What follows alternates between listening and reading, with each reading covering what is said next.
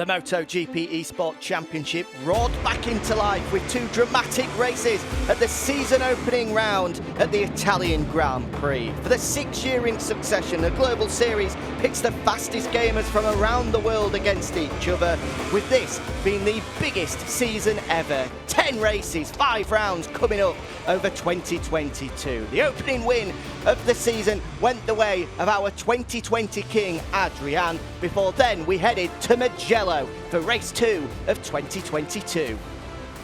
Yeah, it was a cracking opening round. We had plenty of action and plenty of stars. Even some joined us in the commentary box there. You saw Maverick Vinales and briefly as well Cameron Bobier. But in Mugello, the action roared on. We had a titanic battle. The three-time king Trastevere going up against the wild child that steps in to the factory Ducati seat, Piero Ricciuti, all the way to the line. It was, in the end, going the way of Trastevere. And it lines us up for a cracking evening tonight for round 2.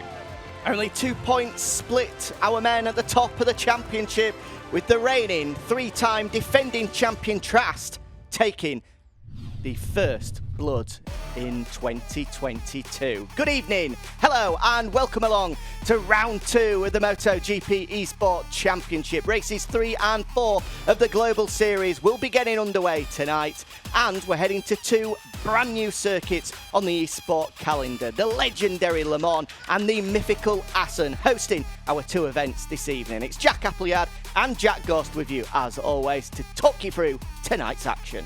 Yeah, it's certainly going to be a good one this here tonight, Jack. As Jack has already mentioned, 2 circuits that we've not been to before in the Global Series. Le Mans and Assen are certainly going to be proved to be tricky ones on the addition to the calendar. We've seen already in free practice that some surprising names have popped up, and qualifying also. You'll see those grids as we head into the action a little bit later on. But really, Jack, it's kind of we need to look at the championship standings. Before we look at the championship standings, we also need to introduce our gamers, because as we know, there's been lots of movers and shakers, new faces this year in 2022 as well. So it may as well recap who we've got on the lineup. Absolutely. Let's take a look then at our 12 gamers fighting to be crowned the 2022 eSport World Champion.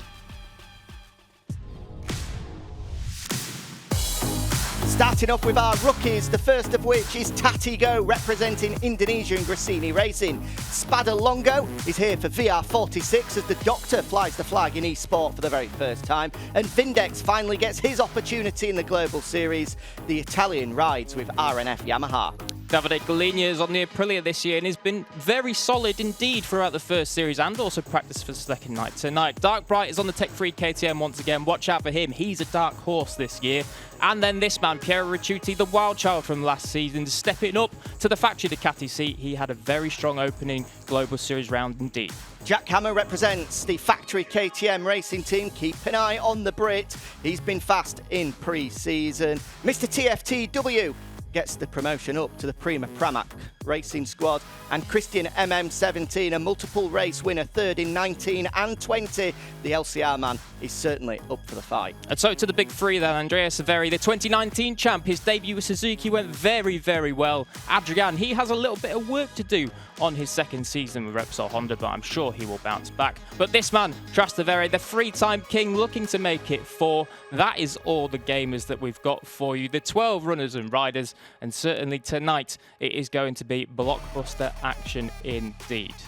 It certainly is. Before we get underway then with the racing, let's take a look at how the championship looks ahead of our third and fourth races, of 2022. 2 races in the books already, and this is how the championship looks. As we said, 2 points separating Trast and Severi at the top of the table, with Adrian only 6 points adrift. The wild child, Piero Ricciuti, 4th at the moment, 10 points adrift of Trast, with Jack Hammer, Christian, Vindex, Badalongo, Mr. T, Dark Bright, Davide Galigna and Tatigo rounding out our Global Series championship picture after round 1 of 5. So still a long way to go, and we should mention as well, in terms of the championship and points, a slight change for 2022.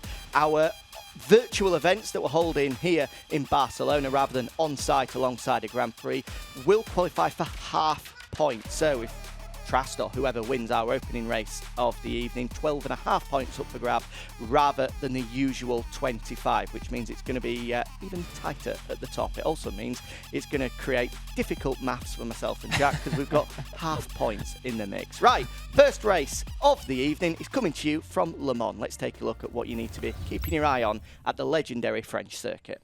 So here we go then, race 3 for the 2022 Global Series, and we're going to France. We're heading to Le Mans. We've already been there in real life in MotoGP this season, but now it is time for the Global Series to head there. As you can see, it's certainly going to be a good one. Dry conditions in Le Mans, that is always a welcome thing, and you can see there from the rules, the big things are balanced performance and also tyre and fuel consumption to note, proportionate and the balanced performance on, as we do say. So no advantage for anyone on different machinery. Le Mans then 4.1 kilometres or 2.6 miles. Depending on where you're from, with 9 right turns and slightly fewer left turns, 5 left turns, but they certainly are going to be torturous for the rear tyre, so certainly watch out for that.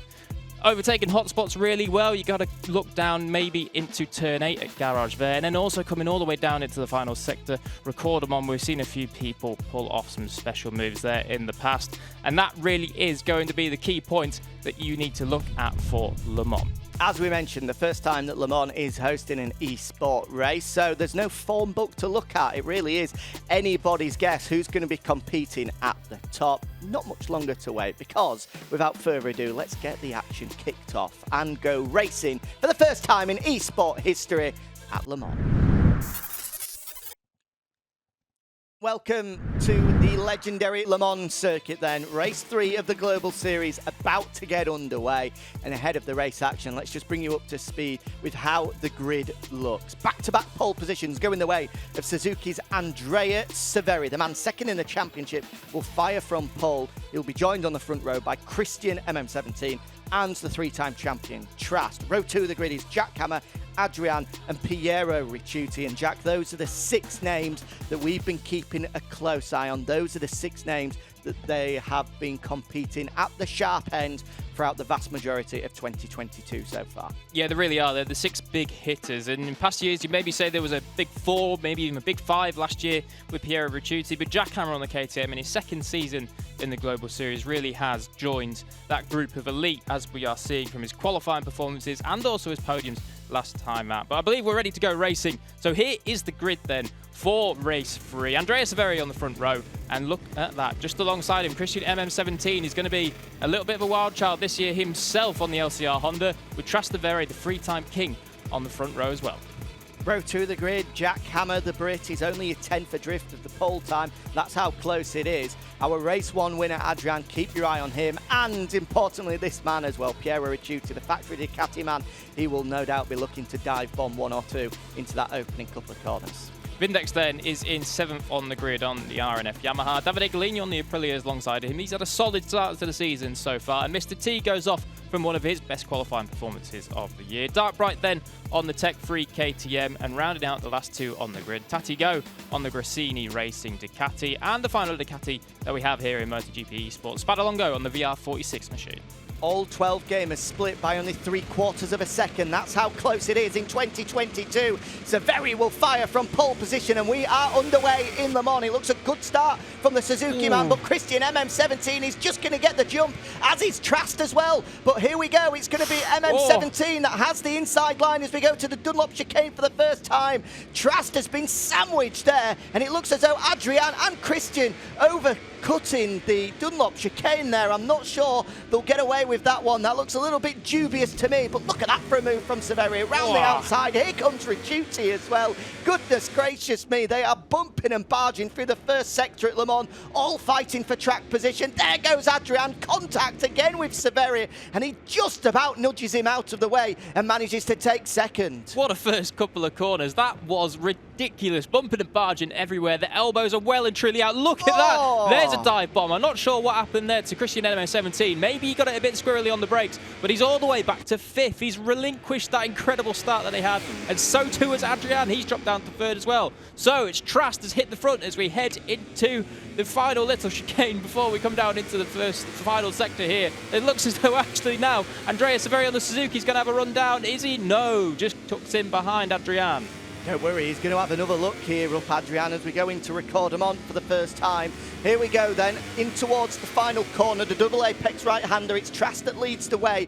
Adrian there in second, Trastevere again looking for a way through, but Adrian slams the door shut. Wow, what a dramatic opening lap of eSport action. We've got a crash in the background. Galenia's gone down. It's the Aprilia man that's crashed out, so he'll drop to the back of the field. So as we complete the first lap then, Trast leads the way from Adrian, from Trastevere, from Christian, from Jackhammer, from Piero Ricciuti, but it's all changed in the background. There was Ricciuti having a big look up the inside. I think he has got the better of Jackhammer there for fifth, but we'll keep our focus, our attention on this trio at the front. A familiar trio as well, the three men that have had the honour of lifting the eSport trophy throughout our 6-year history. Trast, a three-time champion, Adrian the 2020 king, and Trastevere the 2019 king, all three fighting to be crowned champion once more this year. And so far, it looks as though Trast has got a little bit of a stranglehold over it. That gap is just edging further and further upwards. It was 0.3. It's now half a second as we go down the back straight. Trastevere Suzuki was on very good on the brakes there, down into garage there. But it looked as though it just compromised him a little bit. Look at that, he closes it in on the brakes again. Just closing in a tiny little bit on Adrian, but it looks as though it's just a contrast of strengths and weaknesses between the two, as that gap really is staying pretty much stable. It looks as though actually just behind, Jackhammer's really starting to apply the pressure on Christian MM17. Had a little bit of a quiet start, of course. That first lap, he just watched all the chaos in front of him, but now it looks as though Jackhammer on the KTM is starting to make progress. He is. He's closed up right onto the rear of Christian, as you said, Jack. There's not a lot between them here as he try and get the perfect drive out of Recordamont, the final corner, down towards the Dunlop chicane here. This is super fast. They have to be so brave here, but at the same time extremely precise, because the bike just wants to drift left and left and left, and they have to make sure they pull it back to the right to have the ideal line to then go left and right for the Dunlop chicane. All 12 look to have done that pretty perfectly there. He's had a mistake at the front, Trast. Ever so slightly wide there. I think he's just about got away with it through La Chapelle. His advantage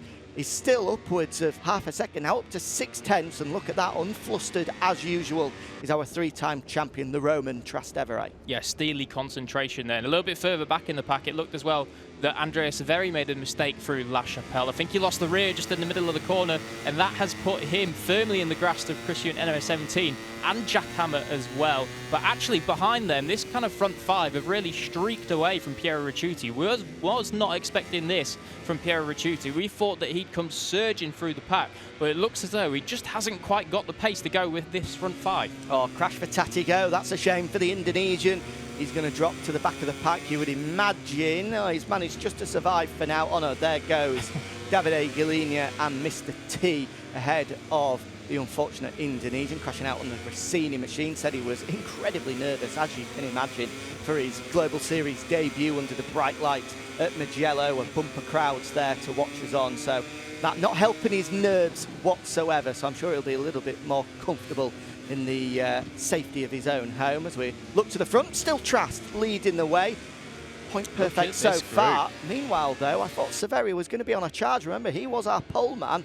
It was a strong lap that he put in to take that pole position as well, but he's not putting any pressure on Adrian. In fact, he's falling into the clutches of both Christian and Jackhammer here. The LCR and the KTM men are swarming all over the rear wheel of the factory Suzuki man. A little bit of a mistake there, he ran ever so slightly wide. That is the beauty of Le Mans though, Jack. You can see, in particular through La Chapelle, through Museum Corner, through Garage Vert here as well, that there are... Gone a little bit deep there though. Oh, I thought he was going to squeeze through. No way through. Just to finish what I was saying off.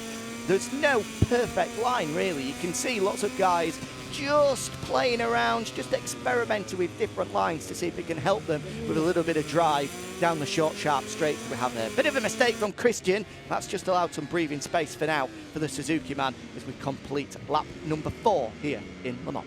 Yeah, Jackhammer looking to get a little bit busy then behind Christian MM17, certainly applying the pressure. It looks as though he is just starting to feel it as well on the LCR Honda. As you were saying about the lines, Jack, whoa, is that gone down? Christian MM17, he's gone down then. Oh. He has cracked under the pressure from Jackhammer, and that promotes Jackhammer up to 4th. And actually, Piero Ricciuti, just as we're rolling him out, he has closed that gap up to Jack by half a second or so, and now it is down to half a second. So certainly it seems as though the Ducati man has wound the wick up on that GP22, and he's got it going very nicely indeed here as we're halfway through the race now. That's a costly error for Christian. We saw him make the mistake through Shimano Buff, just running ever so slightly hot into the left-hander, and then just like with Pecco Bagnaia at Recordamont through the first right of the two rights, the front end folded, it washed away from beneath him, and now the Spaniard has dropped down to 9th place. And just look at that in terms of the championship. We can't see him there, but that is bad news for his championship hopes. Already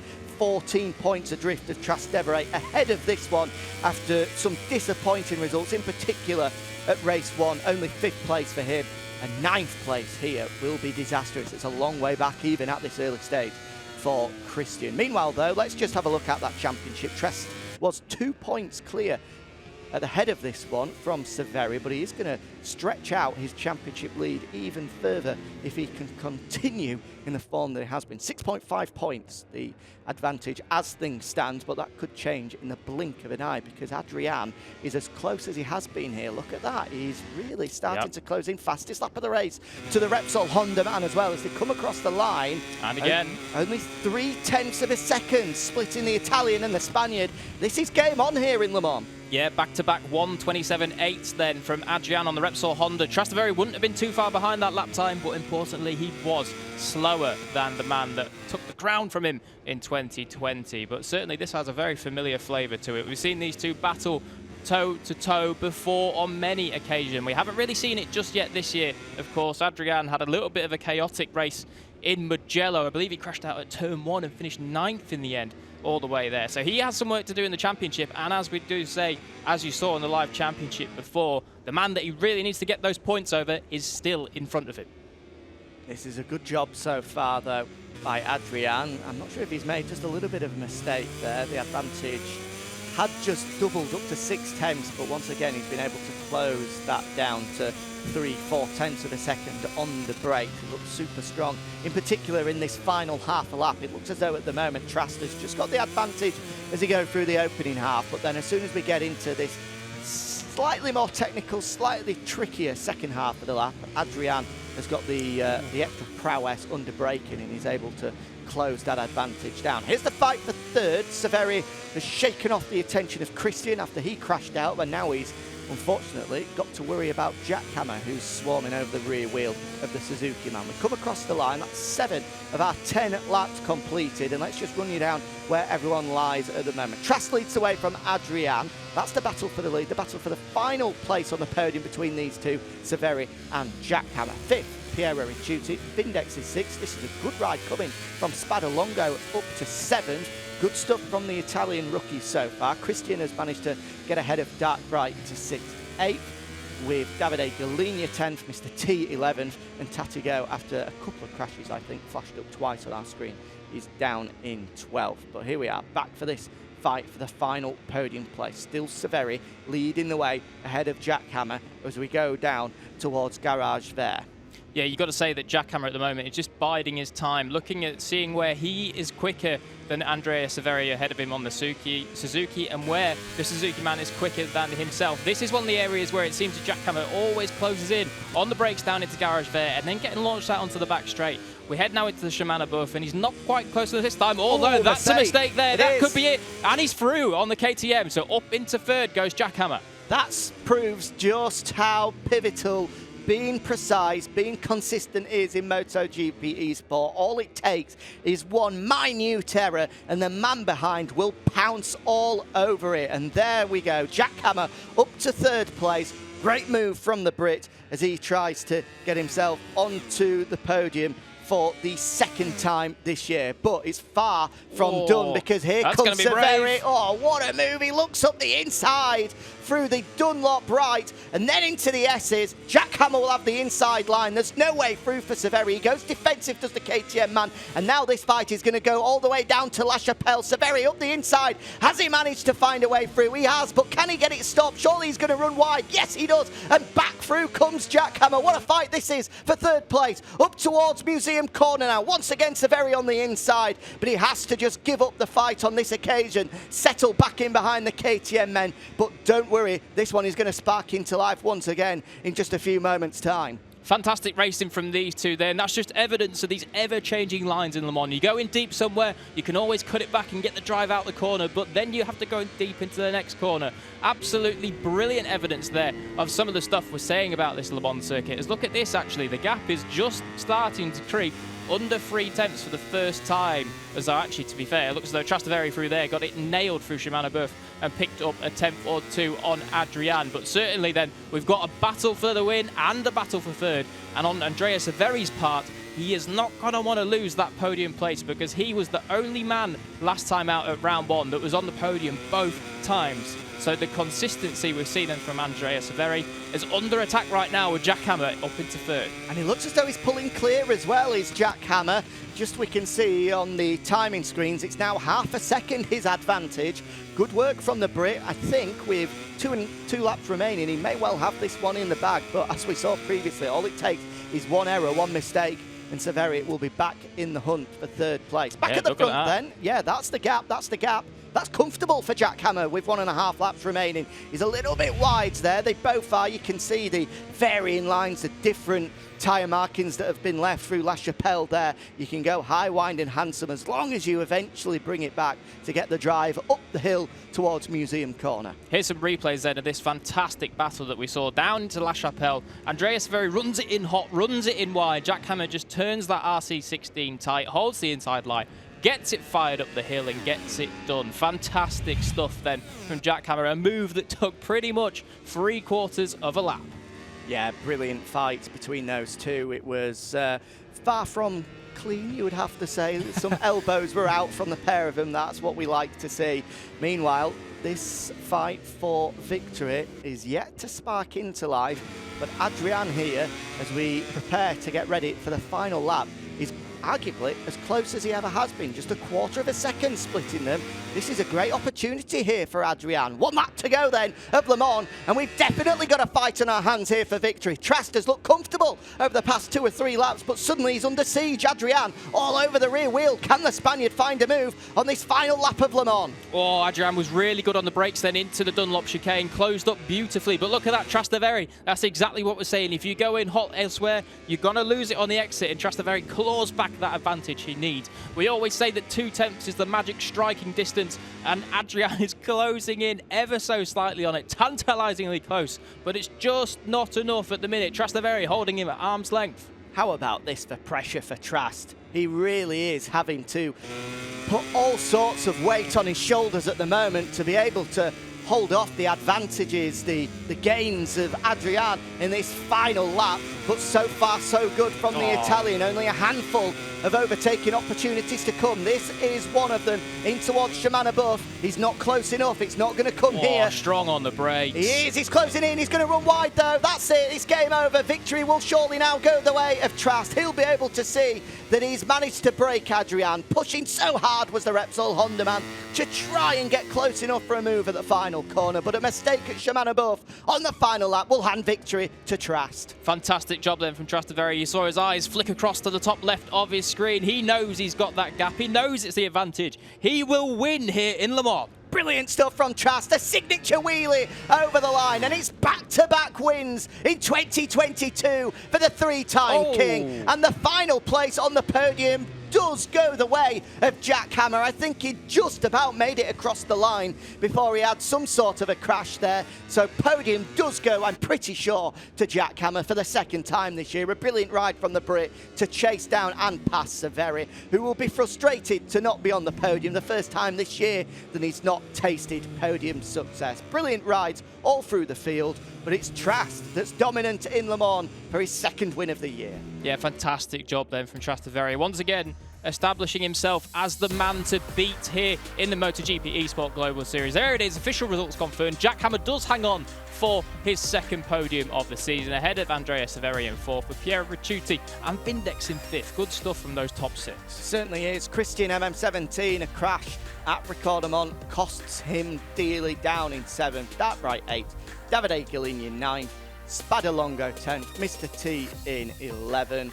And our final man will be Tati Go in 12th.